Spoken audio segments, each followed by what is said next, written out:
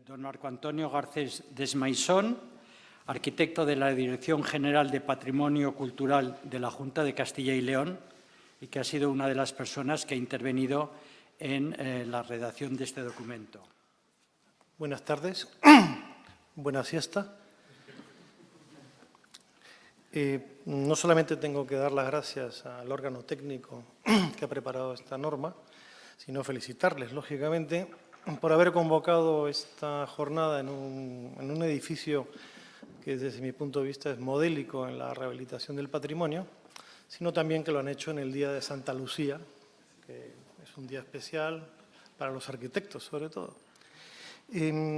Mi intervención, que agradezco que me hayan invitado, no va a aportar nada nuevo, entre otras cosas porque de las ponencias brillantes de esta mañana y seguramente de las que vienen a continuación, vamos a sacar la conclusión de que se han hecho muchísimos avances, que cosas que se planteaban hace años y que parecían imposibles, hoy ya son moneda corriente en la práctica profesional. Yo creo que hay que felicitar a todos aquellos, sobre todo a las asociaciones y organizaciones como SEAPAT y personas como mi querido amigo José Antonio Juncá, que siempre me menciona sin que yo se lo pida. Ahora le menciono yo a él. Yo he estructurado mi ponencia en 3 pequeños paquetes porque quería comentar algunas cosas que siempre se van quedando en el camino. El primero de ellos es el tema de los valores patrimoniales. Tengo que aclarar que yo tengo el privilegio de trabajar en una administración, en la Dirección General de Patrimonio, en la que nuestra primordial misión es acudir a situaciones como la que ustedes están viendo en la pantalla. Es decir, cuando las cosas se caen por esa manía persecutoria de la ley de la gravedad, hay edificios que un buen día deciden caerse. A pesar de ello, y desde hace ya muchísimos años, antes de que empezara lo que algunos califican como moda de la accesibilidad, ya en esta obra que he enseñado, en la Torre de Navas de Bureba, ya planteamos desde el comienzo que el acceso a ese atrio, que ustedes han visto en ruinas, pues tendría que después adecuarse de una manera. Cosa que le dijimos a la parroquia, que lógicamente, como todos ustedes ya habrán supuesto, no ha hecho absolutamente nada, porque eso es un tema que no les interesa. Pero ya estaba en nuestro primer planteamiento. Esta mañana Belén ha hecho dentro de su exposición una referencia al tema de los valores. Realmente los valores son una cosa, son un concepto que lleva muchos años en el discurso, en el debate de la restauración del patrimonio y que a comienzos del siglo XX un ensayista austriaco, un historiador, Alois Riegel, ya definió y encuadró como valores de rememoración aquellos que tienen que ver con la memoria del objeto y los de contemporaneidad, que son los que tienen que ver con nosotros. Y aquí es donde surgen los primeros, digamos, las primeras grandes aportaciones a lo largo del siglo XX, porque los valores de rememoración rápidamente los entendemos, porque las cosas son antiguas, las cosas son históricas, las cosas significan algo o significaron algo. No hay duda, esto tiene un valor histórico. Bien, pero los valores de contemporaneidad han ido aumentando en número peligrosamente a lo largo del tiempo y lo seguirán haciendo, porque la sociedad avanza en la forma en la que valora su patrimonio. Esto es como una partida de billar americano, pero al revés. Nosotros vamos a desplazar las bolas de un punto a otro, o mejor, una partida de snooker, que es más difícil. Vamos a desplazar las bolas, todas van a tener distintas relaciones dependiendo del momento en que las vemos en su posición en la mesa. Pero lo más importante es que tenemos que tener cuidado, en el caso del patrimonio, de que ninguna de ellas caiga a las bolsas, porque entonces perderemos una parte de la información. Y no nos podemos permitir ese lujo porque no hay segunda oportunidad. No podemos quitar información al edificio, al monumento. Para mí todos los edificios ya son historia, son ayer. Pero en el momento que quitamos algo de información ya no estamos transmitiendo algo a las generaciones venideras. Y por eso pues hay valores artísticos, estéticos, paisajísticos, que dependen de la voluntad del operador, y también son evidentes, pero han ido apareciendo muchos otros que ya van a estar en relación con la manera en que nosotros miramos hacia el pasado, cómo recibimos el mensaje del pasado y cómo lo transmitimos.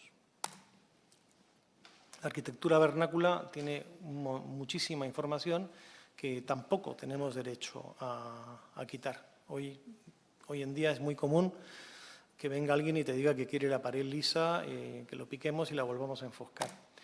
O gente que desmonta cuchillos estructurales del siglo XV o del siglo XVI con la misma alegría con que desmontaríamos un techo de bovedillas de hormigón armado, sin preguntarse si eso también forma parte del testimonio que nos está ofreciendo ese edificio. O, por ejemplo, un suelo de red, que es un valor social, simbólico, constructivo, que forma parte del espacio.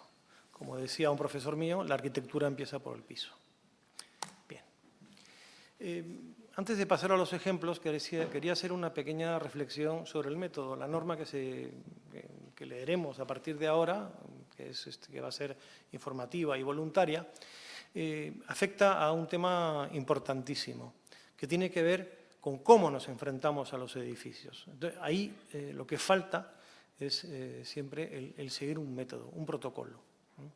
Y esto ya no solamente para el tema de la accesibilidad, sino para cualquier proyecto, pero en especial para un proyecto que tenga que ver con un edificio histórico, para nosotros es importantísimo.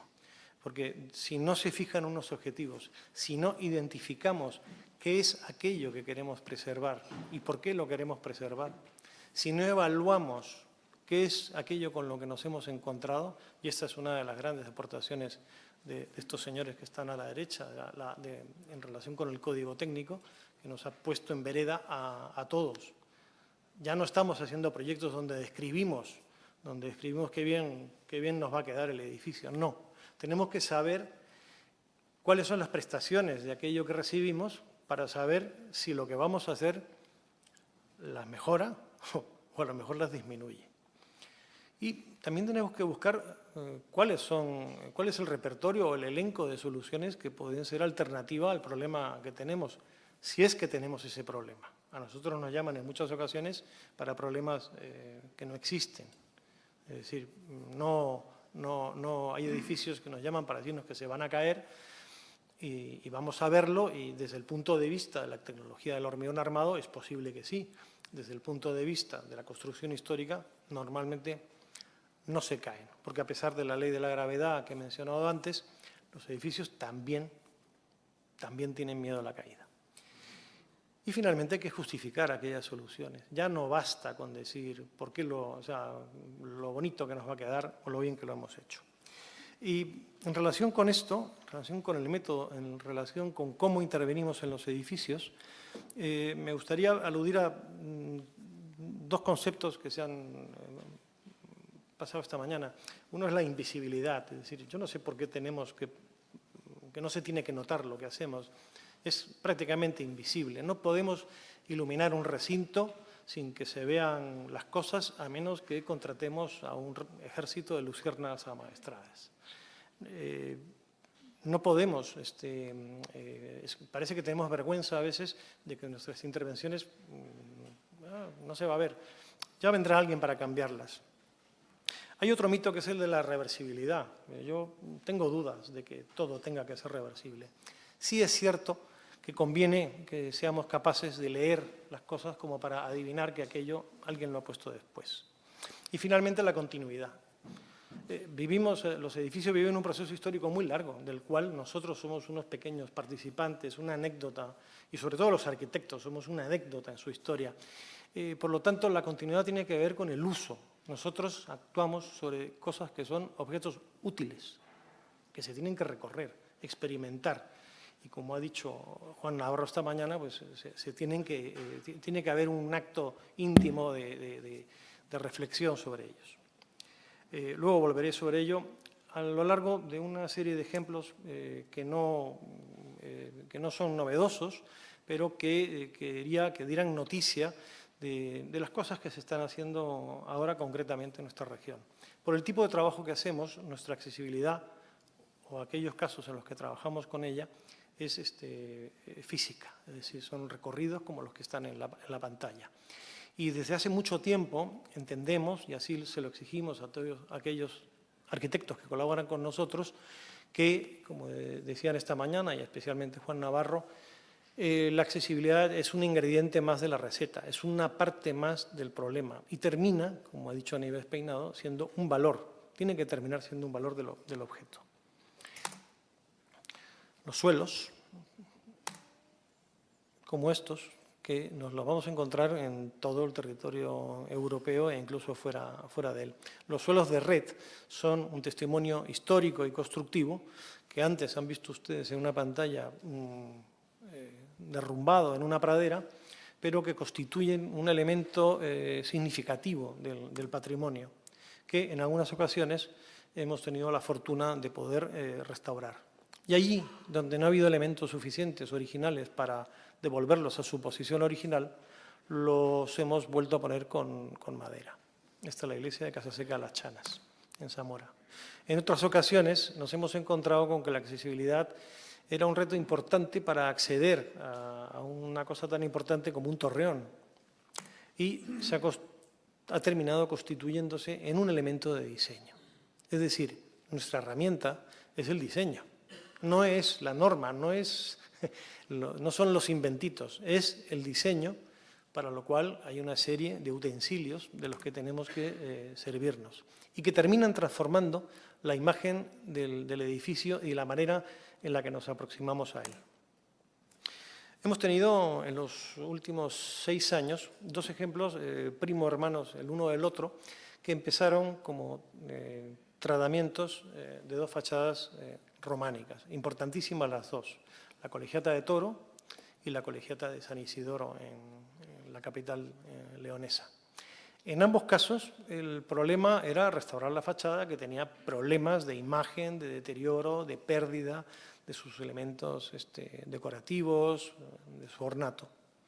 En una palabra, nuestro trabajo se tendría que haber dedicado estrictamente a dejar una fachada más presentable que como nos la encontramos. Esta es la fachada de la Colegiata de Toro. Pero en ambos casos nos encontramos con que existían obstáculos muy parecidos a los que se han enseñado esta mañana en el Colegio Fonseca de Salamanca. ¿Sí? Había escalones. Bueno, y estos escalones, tanto en la Colegiata de Toro como en San Isidoro, estaban construidos sobre plataformas que llevaron ahí toda la vida. Y esto es un tópico que a veces hay, que parece que es infranqueable. Eso lleva ahí toda la vida. Bueno, pues vamos a estudiarlo. Cuando insertamos ambos proyectos dentro de lo que es una metodología de intervención en un bien histórico, y la accesibilidad es uno más, nos planteamos que si íbamos a restaurar la fachada teníamos que investigar desde el punto de vista histórico y arqueológico qué es lo que pasaba en esos entornos, para llegar a la conclusión, en ambos casos además, de que se trataba de elementos que se habían construido a lo largo del siglo XX y de que además para investigarlos lo único que teníamos que hacer era una excavación arqueológica. Pero además de la excavación arqueológica llevamos a cabo un trabajo de arqueología de la arquitectura, una lectura de paramentos, una identificación de unidades estratigráficas. Hicimos trabajos de estudio de la piedra y todo para restaurar una fachada, pero con el objetivo encubierto de llevar a cabo también una modificación de los niveles de esas plataformas. De tal manera que no es que sea invisible, lo que pasa es que la gente no se ha dado cuenta, que es otra cosa muy diferente. La gente no se ha dado cuenta porque la intervención se ha hecho con sensatez y con buen criterio. Y en ambos casos no hay barreras arquitectónicas. Esta es la fachada de San Isidoro antes de la intervención, en la cual, con el pretexto de que disminuyendo el nivel de la plataforma de la plaza que hay delante con 4 escalones, dijimos que eso nos iba a permitir poder contemplar el alzado en toda su altura. Y ese simple pretexto nos ha servido para llevar a cabo toda una serie de investigaciones históricas. Esta es la lectura estratigráfica con las fases de evolución. Encontrar una serie de cuerpos, hacer unas investigaciones complementarias en la plataforma y llegar al resultado feliz de que ahora hay un enorme plano inclinado con una fachada más alta que la que había antes, pero esto tampoco se han dado cuenta los leoneses. Yo les he preguntado y no lo han visto. Y la gente transita como si no hubiera pasado nada, que no quiere decir que sea invisible. Bien. Traigo estas intervenciones porque lo que quiero destacar de ellas es que lo que hemos hecho es un método de intervención, es decir, hemos trazado un camino a recorrer dentro del cual uno de los objetivos era la accesibilidad, pero el principal era el respeto al bien histórico, la contemplación, su limpieza, su restauración, la restauración de sus elementos ornamentales, etc. Y el resultado lo habéis visto en ambos casos y si no, os recomiendo que vayáis porque valen la pena los dos. Cuando hablé con Nieves, le comenté que tenía una cosita que había hecho y que había terminado la semana pasada, precisamente, que es un acceso a la fortaleza interior del Castillo de la Mota. El Castillo de la Mota, como ustedes sabrán, está aquí al lado, es un edificio... ¿Qué me queda? ¿3? ¿4? Sí. Vale. No, ya estoy. Es una fortaleza con la primera disposición artillera de Europa de su tipo y en este caso, esto es desde arriba, se han hecho una serie de intervenciones muy buenas por parte del compañero Fernando Cobos con madera en la terraza. Hay un recorrido más o menos accesible hasta la liza interior del castillo, que es esta plataforma que estamos viendo, donde había una escalera también diseñada por Fernando Cobos, muy bonita, de madera, muy larga, pero que tenía unos peldaños que eran una especie de rampa-escalera, rampa-trampa, no sé cómo definirla. En cualquier caso, era muy bonita, pero ha llegado un momento en que el encargo que me hacen por parte del ayuntamiento y mi propia dirección general es que hay que poner una rampa. Entonces, bueno, habrá que poner una rampa, pero la rampa es para 1,70 m y una rampa de 1,70 m da lugar más o menos a 28 metros de longitud. Con lo cual, lo que hice fue evaluar todas las posibilidades, las opciones que tenía. Esta es la planta que había antes. Este es el recorrido con la línea azul del recorrido que lleva solamente hasta el interior del patio. O sea, después de eso ya no hay accesibilidad posible de momento. Y lo que enseñé, este es el patio, con la réplica del Hospital de la Latina que está en la Escuela de Arquitectura de Madrid. Todo esto está inventado en los años 40 para la sección femenina, o sea que no creáis que esto es con muchos peldaños que habrá que solucionar. Pero este acceso, bueno, hice una serie de gráficos diciendo que una rampa iba a ser de un impacto excesivo para la imagen del castillo. Tenía 4 posibilidades, o la rampa, o una plataforma elevadora normal, o un ascensor parecido al que hemos visto en Lugo en la foto de esta mañana, o una plataforma elevadora combinada con una escalera. Me incliné por esta última opción y como tuve muy poca vigilancia en la redacción del proyecto y solamente tuve la ayuda de mi compañera Soledad Cabo, que está en segunda fila, realmente lo que hice fue avanzar con la plataforma elevadora y todo el mundo me preguntaba por la rampa del Castillo de la Mota. Con lo cual yo he terminado de hacer una plataforma elevadora vertical y es esta. Es decir, la plataforma, hay una escalera y hay una plataforma que está escondida ahí detrás de un mueble de madera. Tengo que decir que la primera reacción cuando dije que quería hacer esto es la que venimos escuchando desde hace muchos años. No, pero como esto es un castillo, no estamos obligados a cumplir la norma. Como esto es un castillo, la norma dice que hay que hacer ajustes razonables o se puede atemperar. En fin, una serie de trampas asquerosas cuya única finalidad es eludir una exigencia tan sensata. Ah, y había otro motivo, que no, aquí no va a venir nadie. Entonces dices, aquí no va a venir nadie, ¿cómo que no va a venir nadie? Cuando estábamos haciendo la plataforma elevadora ya se subió un señor, pero porque tenía pereza, porque llevaba una maleta. Y la hemos inaugurado la semana pasada, ya se ha subido un montón de gente con sus maletas, gente que tenía problemas, yo mismo un día que me hice daño en la rodilla.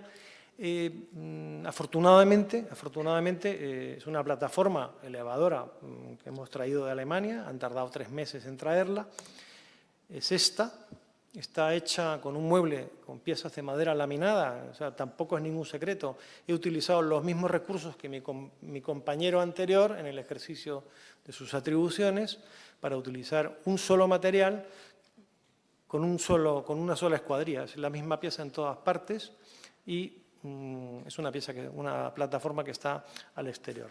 Sí, por supuesto, se ha estropeado ayer porque el aceite se heló. Le tengo que hacer una salida de agua por si acaso se nos inunda. Pero también lo hemos dicho esta mañana, si no lo hacemos nosotros, ¿quién lo hace?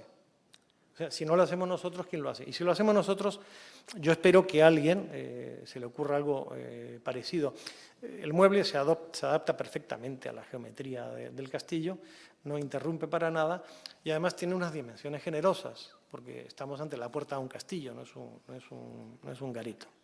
Y aunque no os voy a decir la cifra exacta, sí os diré que la plataforma ha costado 15.000 y lo demás ha costado 22.500 euros. Y es esta, y muchísimas gracias por su atención.